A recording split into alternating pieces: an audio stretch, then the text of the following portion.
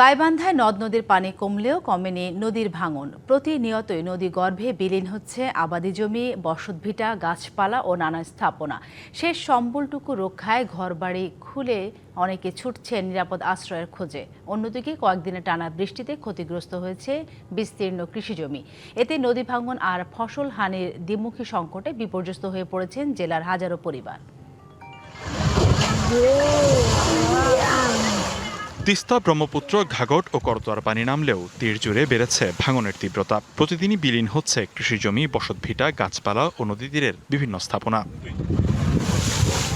সুন্দরগঞ্জ উপজেলার কাপাসিয়া, চণ্ডীপুর ও শখের বাজার, সদর উপজেলার মোল্লারচর ও ফুলছড়ি উপজেলার বালাসীঘাট, দক্ষিণ রসুলপুর জেলার অন্তত ৪৫টি পয়েন্টে ভাঙন অব্যাহত রয়েছে।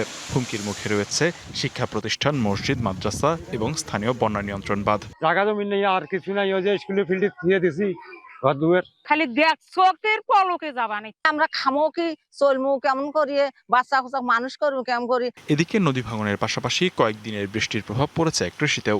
জমির ফসল ক্ষতিগ্রস্ত হয়েছে। আমনের বীজতলা, পাট, তিল, বিভিন্ন ধরনের শাকসবজি ও অন্যান্য আবাদি ফসলের ক্ষতিতে দুশ্চিন্তায় কৃষক। বাংলা কিউআর যেখানে নগদ পেমেন্ট সেখানে। সারা দেশে 10 লাখেরও বেশি মার্চেন্টে নগদে পেমেন্ট করুন খুব সহজে। মূলে গেল, আমার হইলো কোষ্টা গেল, পাট শাক গেল, করি খামো ক্যাঙ্কা করি, বাচ্চা কচ্চা বাঁচামো ক্যাঙ্কা করিয়ে। এই বলতেছে যে বস্তা ফেলাচ্ছি ৬২,০০০, ৬০,০০০, এরা শুধু মুখে বলে, কাজে করেন। এমন নদী ভাঙ্গা লোক আমরা, রাত হইলে শুতলেই মনে হয় ভাঙ্গন। ১৪ ভাঙ্গা দিয়ে এই যে এই জায়গাতে এসে বাড়ি আর ভাঙবে পাম না।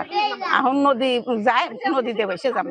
পানি উন্নয়ন বোর্ড জানিয়েছে, ভাঙন ঠেকাতে জেলার 34টি ঝুঁকিপূর্ণ পয়েন্টে জিও ব্যাগ ফেলে রক্ষার কাজ চলছে। আর ক্ষতিগ্রস্তদের প্রয়োজনীয় পরামর্শ ও সহায়তার কথা জানিয়েছে কৃষি বিভাগ। কৃষক ভাইদের আমরা পাশে থেকে পরামর্শ দিয়েছি। প্রায় 87 হেক্টর বীজতলা আবার নতুন করে আমাদের কৃষক ভাইরা করেছে। আমাদের যে করণীয়, পরবর্তী যে করণীয়, সেগুলি আমরা অব্যাহত রাখবো। আমরা 34টি জায়গায় জিও ব্যাগ দিয়ে ভাঙন প্রতিরোধের চেষ্টা করছি। অন্যান্য জায়গাগুলোতে ভাঙন প্রতিরোধের জন্য প্রতিবেদন পাঠানো হয়েছে, ওগুলোতে অনুমতি পেলে ওগুলোতেও কাজ বাস্তবায়ন করা হবে। ভাঙন প্রতিরোধে সাময়িক সুরক্ষা নয়, স্থায়ী ও কার্যকর উদ্যোগ নেওয়ার দাবি নদীপাড়ের মানুষের। DBC news desk.